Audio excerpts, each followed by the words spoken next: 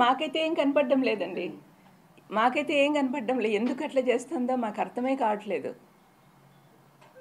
ఈ ఆస్తుల గొడవ అంటారా, మీకు అందరికీ తెలిసిందే. ఈడీలో ఉంది. ఈడీ నుంచి రిలీజ్ అవుతానే ఇస్తానని చెప్పాడు జగన్. అందరికీ తెలిసిన విషయమే కదా. మరి ఎందుకు అంత కోపం పెంచుకుంటా ఉందో తెలియదండి.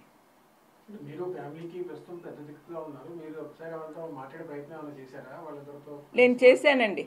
మీ జీవితాలు పాడు చేసుకుంటున్నారమ్మా, this is not the correct way అని చెప్పినప్పటి నుంచి నాతో మాట్లాడడం మానేశారండి. మొత్తం పొలిటికల్ ఎజెండానే ఉందంటారా? ఫ్యామిలీ పరంగా మీరు చెప్పినట్టుగా ఆస్తులు లింకప్ అయ్యాను కాదండి. మీలాంటి వాళ్ళు ఎవరైనా బయట అడిగితే, మీలాంటి వాళ్ళని ఎవరైనా అడిగాను అనుకోండి, ఏం చెప్తారు? వాళ్ళ మాటల్లో పర్సనల్ అజెండా, పర్సనల్ గ్రడ్జ్ కనపడతా ఉంది. కక్ష సాధింపు. ఇది మాలో ఎప్పుడు కనిపించలేదండి. మా ఫ్యామిలీలో ఎవరికి కూడా ఇట్లాంటి కక్ష సాధింపులు లేవు. మరి ఎందుకు ఆ పాపకు వచ్చిందో నాకు తెలియదండి.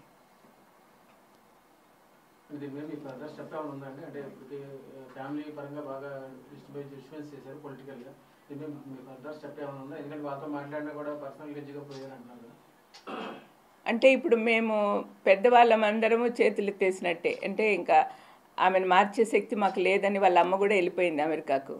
ఇంకా మిగతా పెద్దోళ్ళు, నాతో పాటు తమ్ముళ్ళు కానీ, మా పెద్ద వదిన కానీ, వీళ్ళందరూ కూడా మాట్లాడడానికి అశక్తులుగా ఉన్నారు. ఎందుకంటే ఎట్లా చెప్పిన మాట వినదు, ఎందుకులే అన్నట్టుగా. కానీ దీనివల్ల రాష్ట్రం నాశనం అయిపోతుంది. ప్రజలంతా బాధపడుతున్నారు. నేను ఎప్పుడు పేదోళ్ళ పక్కన తిరుగుతూ ఉంటానండి, పేదోళ్ళ మధ్యలో. వాళ్ళ బాధలు చూశాను నేను. వాళ్ళు ఎంత కష్టపడుతున్నారో చూశాను. ఈ 5 సంవత్సరాల నుంచి కోవిడ్ టైంలో కానీ, కోవిడ్ తర్వాత కానీ ప్రజలు ఎంత ధైర్యంగా నిద్రపోతున్నారంటే అది కేవలం జగన్ ప్రభుత్వం వల్లనే. మరి ఇలాంటప్పుడు ఈ పిల్లలు ఇద్దరు వచ్చి ఇంత నాశనం చేస్తుంటే, శత్రువులతో ఒకటయ్యి ఎంత బాధగా ఉంటుందో మీరే ఆలోచించండి.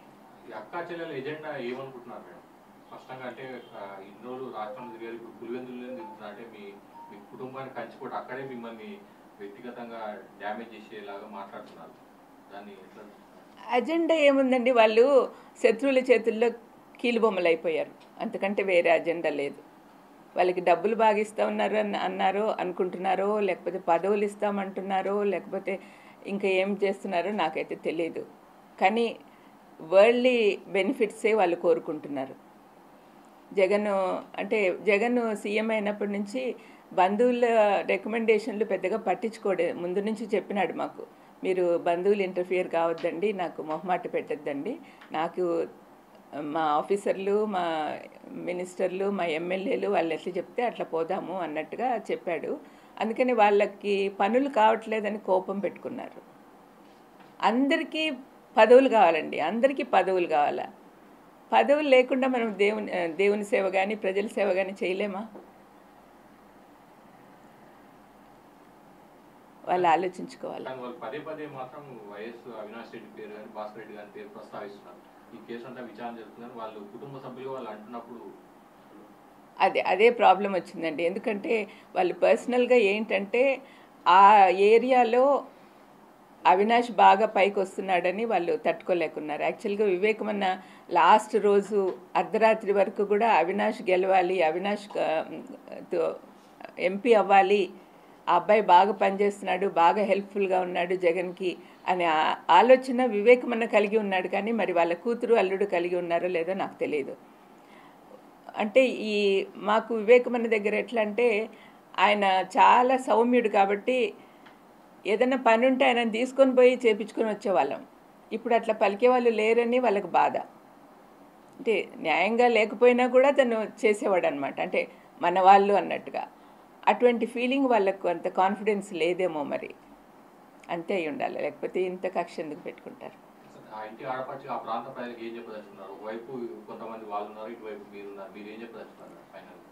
నా పర్సనల్ వ్యూ ఏంటంటే అండి, ప్రస్తుత ప్రభుత్వం కొనసాగాలి. వైఎస్ఆర్ కొడుకు ఒక పక్క, కూతురు ఒక పక్క ఉన్నారు. కూతురుకు వేసే ప్రతి ఓటు శత్రువులకు పోతుంది. వాళ్ళు ఎట్లాగూ ఎవరు సీఎం అవ్వరు. మరి సీఎం కావాల్సిన జగన్కి మీరు సపోర్ట్ చేస్తే తప్పనిసరిగా మన ప్రాంతమే కాకుండా రాష్ట్రం అంతా అభివృద్ధి పొందుతుంది. కాబట్టి మీరు జాగ్రత్తగా ఆలోచించండి. ఏది మంచో ఏది చెడో మీకే తెలుస్తుంది. పులివెందుల ప్రజలు, కడప ప్రజలందరూ కూడా మనసు పెట్టి ఆలోచించండి. వీళ్ళు ఏదో సెంటిమెంట్ కోసం పోయి కొంగులు చాపి ఓట్లు అడిగినంత మాత్రాన మీరు కరిగిపోతారా? ఆ సెంటిమెంట్ మిమ్మల్ని రాష్ట్రం ఏలేదానికి సహాయం చేస్తుందా? దయచేసి మీరు ఆలోచించండి. అందరూ అవినాష్కు జగన్కు ఓటేయమని మీకు అందరికి కూడా విన్నపం చేసుకుంటున్నానండి. ఎలా చూస్తారండి ఒక పెద్ద కుటుంబం, రాజకీయ నేపథ్యం కలిగినటువంటి ఆ కుటుంబంలో ఇటువంటి పరిస్థితి రావడం, ఆడబిడ్డలు బయటకు వచ్చి మీ కుటుంబం మొత్తాన్ని రోడ్డుకి ఏడ్చడం, లేని వివాదాల్లోనికి తెరపై తీసుకురావడాన్ని ఆ ఇంటి ఆడపిల్లలు మీరు ఎలా చూస్తారండి? అస్సలు మేము ఎట్లా పెరిగినామో అట్లాంటి పరిస్థితి నుంచి ఆ పిల్లలు ఇద్దరు ఇట్లా బయటకు వచ్చారంటే సహించలేకపోతున్నామండి. అసలు ఇట్లాంటి పరిస్థితి వస్తుందని మేము ఇమాజిన్ కూడా చేసుకోలే. మేమందరం కూడా మంచి మంచి మాకు చిన్నప్పటి నుంచి మంచి నేర్పించారు. మాకు క్రైస్తవ విలువలు కానీ, మనుషుల గురించి విలువలు కానీ మా తల్లిదండ్రులు అందరూ కూడా బాగా నేర్పించారు. మరి ఎందుకు వీళ్ళు తయారయ్యారో దేవుడికే తెలియాలండి. అంటే ప్రపంచం అంతా మారిపోతూ ఉంది. మా బైబిల్లో రాసిన ప్రకారం అయితే చివరి రోజులు వచ్చేసరికి ప్రేమలు తగ్గిపోతాయి, కుటుంబాల్లో కూడా ప్రేమలు తగ్గిపోతున్నాయి. అది జరుగుతూ ఉంది. అంటే ఎండ్ టైం వస్తూ ఉంది అని నేను నమ్ముతాను. వైఎస్ సిస్టర్ వైఎస్ విమలమ్మతో మీకు ఎలాంటి రిలేషన్ ఉంది? ఆ గతంలో మద్దతు కానీ మీకు తెలపడం ఏమైనా చేసిందా? ఇప్పుడు ఎలాంటి రిలేషన్ ఉంది మేడం?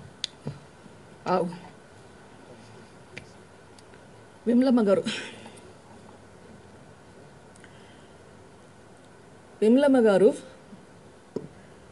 ఒకానొక అక్క కానీ చెల్లి కానీ depending on who it is 5 అబ్బాయిలు 1 అమ్మాయి గారాభంగా పెంచారు. అన్నదమ్ములందరూ అతి గారాభంగా చూసుకున్నారు.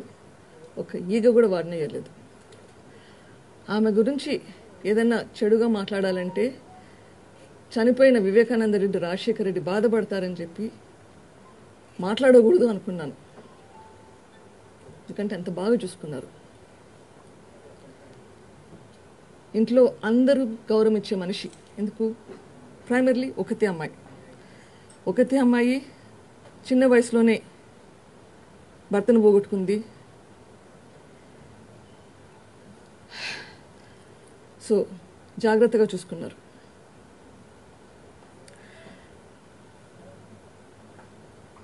కొన్ని అంశాలు నిన్న మీటింగ్లో మెన్షన్ చేసింది. ఐ థింక్ మొత్తం ఆ ఇంటర్వ్యూ 20 నిమిషాలు అనుకుంటా. దాంట్లోనే ఎన్ని కాంట్రడిక్షన్స్, ఎన్ని అబద్ధాలు ఉన్నాయో మీకే తెలుస్తుంది.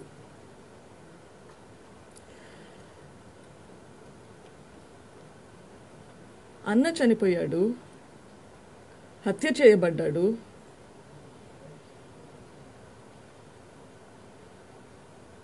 ఏదైనా ఇన్ఫర్మేషన్ ఉంటే తన దగ్గర అది సిబిఐకి ఇవ్వాల్సిన బాధ్యత తనది. మరి ఎందుకు ఇవ్వట్లేదో నాకు తెలియదు. That's the right thing to do. నీ దగ్గర ఏమైనా ఇన్ఫర్మేషన్ ఉంటే అది పోయి ఇన్వెస్టిగేషన్ ఏజెన్సీకి ఇవ్వాలి.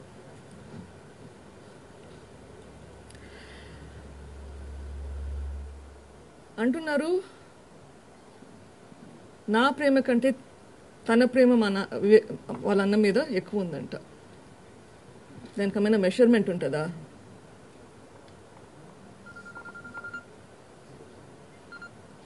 I don't know.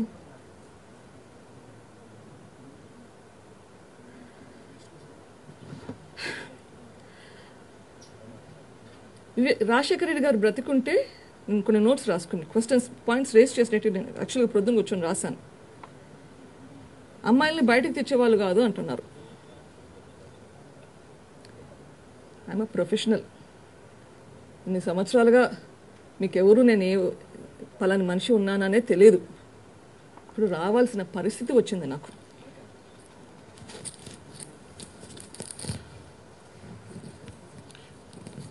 మేడం, మీరు గుండెపోటును హత్య అని లెట్ మీ కంప్లీట్. ఇప్పుడు నాకు రావాల్సిన పరిస్థితి వచ్చింది. నేను కోరి వచ్చేసే పని కాదు. ఈ సిచ్యుయేషన్ వచ్చింది, ఈ ట్రబుల్ వచ్చింది. I'm facing the situation. వెనకాడట్లేదు. జరిగింది కాబట్టి పారిపోవట్లేదు. Situation is there in front of me. ఏం చేయాలనో చేస్తున్నాను ఈ సిచ్యుయేషన్కి. షర్మిల గారి గురించి అంటున్నారు. రాజశేఖర రెడ్డి గారు ఉంటే ఆడపిల్లల్ని ఇట్లా బయటకు రానియ్యరు అని చెప్పేసి. నేను అడుగుతున్నాను. అండ్ అదే ఇంటర్వ్యూలో అనింది, పాదయాత్ర టైంలో తనే షర్మిలని ఎంపీగా కంటెస్ట్ చేయాలి అని రికమెండ్ చేశాను అని. ఒక పక్కన అంటున్నారు తనకి ఎక్స్పీరియన్స్ లేదు, లీడర్షిప్ క్వాలిటీస్ లేదు అని మొదలుపెట్టారు. లాస్ట్లో ఏమో తన క్వాలిటీస్ గురించి చూసి, తనలో ఉన్న క్వాలిటీస్ని అప్రిషియేట్ చేసి, రెస్పెక్ట్ చూసి ఎంపీగా కంటెస్ట్ చేయించాలి అని జగన్ గారికి ప్రపోజ్ చేశారని తనే అంటున్నారు. మరి ఏది నిజము? You have to decide what you're standing for. మీరు చెప్పే దాంట్లో మీకే నమ్మకం లేకుంటే ఇంకొకరిని ఏమంటారు? ఇంకా ఏమన్నారు? షర్మిల గారు ఇప్పుడు వస్తున్నారు, ఇప్పుడు తన మీద కంప్లైంట్ చేస్తున్నారు ఇప్పుడు వచ్చారని చెప్పి. మరి 3200 కిలోమీటర్లు తిరిగినప్పుడు మీకు ఇది గుర్తు రాలేదా? రాజశేఖర రెడ్డి గారు తనని బయటకు రానివ్వరు అని ఇప్పుడు గుర్తొచ్చిందా? ఎలక్షన్లలో ఇంతకుముందు క్యాంపెయిన్ చేసినప్పుడు గుర్తు రాలేదా? ఇప్పుడే గుర్తొచ్చారా? ఇది అండ్ మా నాన్నమ్మ, మేము జేజీ అని పిలుస్తాము, రాజారెడ్డి గారు చనిపోయినప్పుడు క్షమించాలి అన్నారు. Yes, that's the right thing to do. నేను ఇప్పుడేమి, నేను ఎవరిని క్షమించాలి? చేసిన వాళ్ళనా, చేయించిన వాళ్ళనా?